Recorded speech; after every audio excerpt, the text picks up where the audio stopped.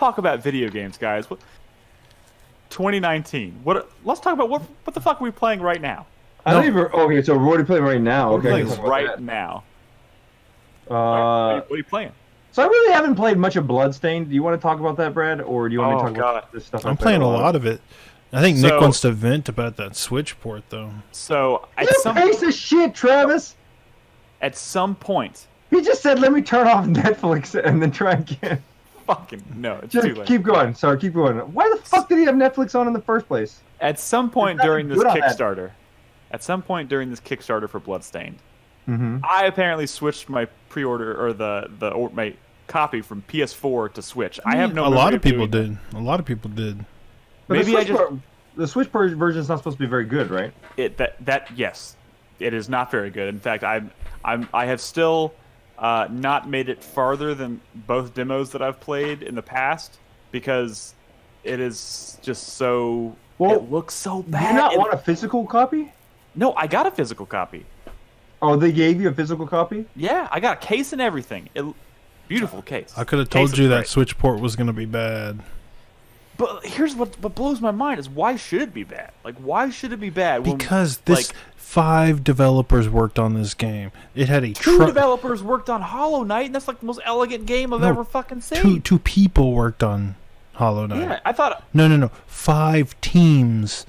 5 different studios worked on Bloodstained. It was a troubled development, a super rocky development. And look, when you heard reports of people having performance issues on PS4, you should have known. If it can't run on PS4, there's no way you're gonna have a smooth Switch port. I mean, Bloodstained. I think is really great. I think it's really great. I know, I'm sure it is. It's what I wanted, but like, it's not some super polished indie game that they worked on. Like, they refined for years and years. They were duct taping shit together for years and years, and it came out better than it had any right to be. But expecting a good downport on a Switch is a little much. Because but I don't want to be this guy because I've been trying to prepare myself for this for a couple of years now. But like, I know I shouldn't say this, but we live in a post Hollow Knight world, and like, I'm gonna have to start that game up again and try to see if I can get into it, because trying to play this game after playing something as elegant as Hollow Knight is like super difficult for me. Like first of all, just get it on Steam. Get it on Steam. Also, here's the problem. I can't bring myself to do it. I kickstarted this game. I paid for this game 5 years ago.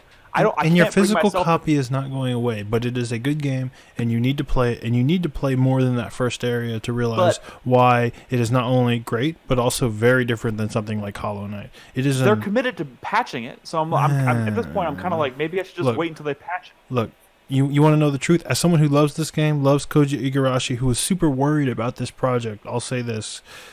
I wouldn't cross my fingers for the quality of future patches. I think it's going to break a lot of shit, and it's not going to give the kind of... They did already, right? Yeah, they already did. Greenhouse posted out this video where they patched a bunch of stuff, but then it caused the load times to be longer. And you're going to see more of that, and I don't think these patches are going to get you the kind of performance people are expecting. And I'll tell you this much. I think the future DLC, that is basically all of the what's it called, stretch goals. Yeah. A lot of that stuff I have a feeling we're never going to see, or it's going to take a super, super long time. This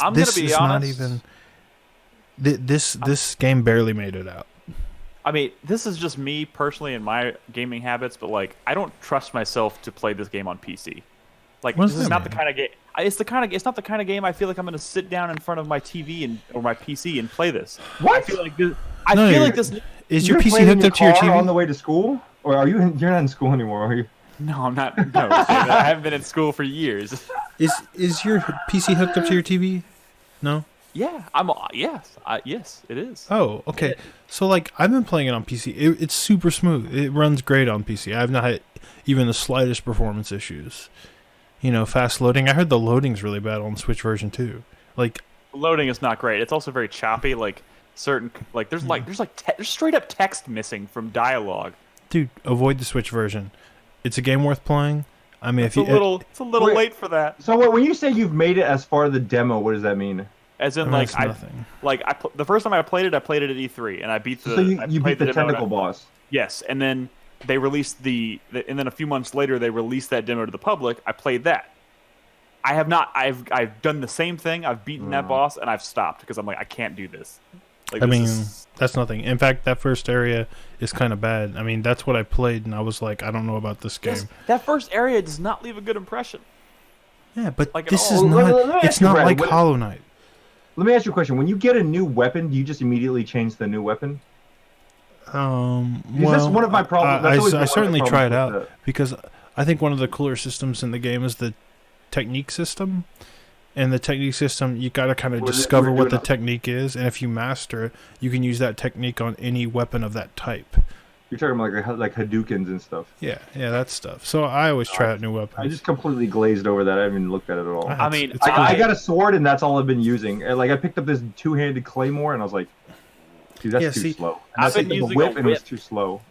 I've been using a whip. Here's my problem. The big problem that I've always had with the game since the very first demo I played, I feel like the character feels sluggish and unresponsive. The character always feels that way in the very beginning. No. These games always feel that way. There's 140. There's 140 milliseconds of input lag on the Switch version that doesn't exist in the other versions. Yikes! That's maybe why it feels sluggish. Also, you got to be jumping. You beat Chasm. You beat Dawn of Sorrow. You know what an Igavania is. And you know why they're good. Trust me, this is a good one. You just have to put that Switch version in the trash and go play it on a real system. The Switch version is on a cart? Mm-hmm. Yeah. Oh, really? You didn't get the steelbook for it? No, it has like a holographic like sleeve for it, I guess. That says backer on the back. The game and the combat works virtually the same as it did in Chasm, and you just played through that game. And yeah, Chasm's great. And Chasm is sort of like a refined Igavania. This is like, there's like so much shit packed into this one game that you've not even scratched the surface of this game. I know. Yeah, I'm gonna have to play a lot of that more of that game. It's cool. Believe me,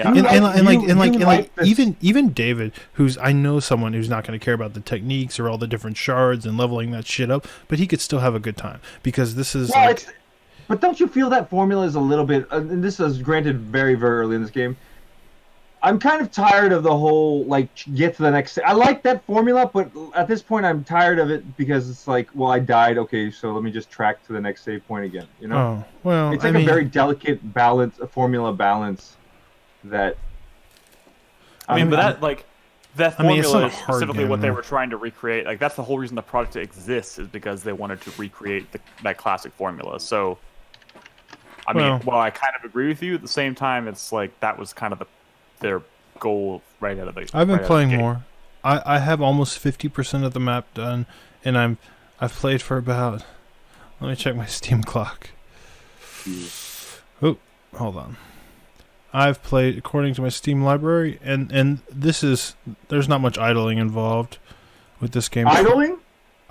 No, David. Okay. 26 hours, and I've done 50% of the map.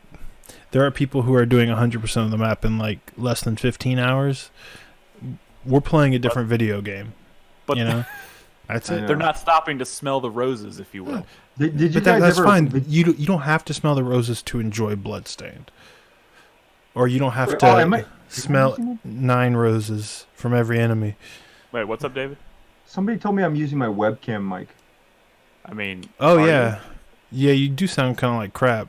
How about now? Oh my god! God damn it! Because I never use Discord, dude. Discord sucks. Don't. 3, 2, 1. Hey guys, welcome to 4-Player Podcast weekly video game top 5 video game podcast. Dude, that sucks, dude. Well, that's much better. Yes.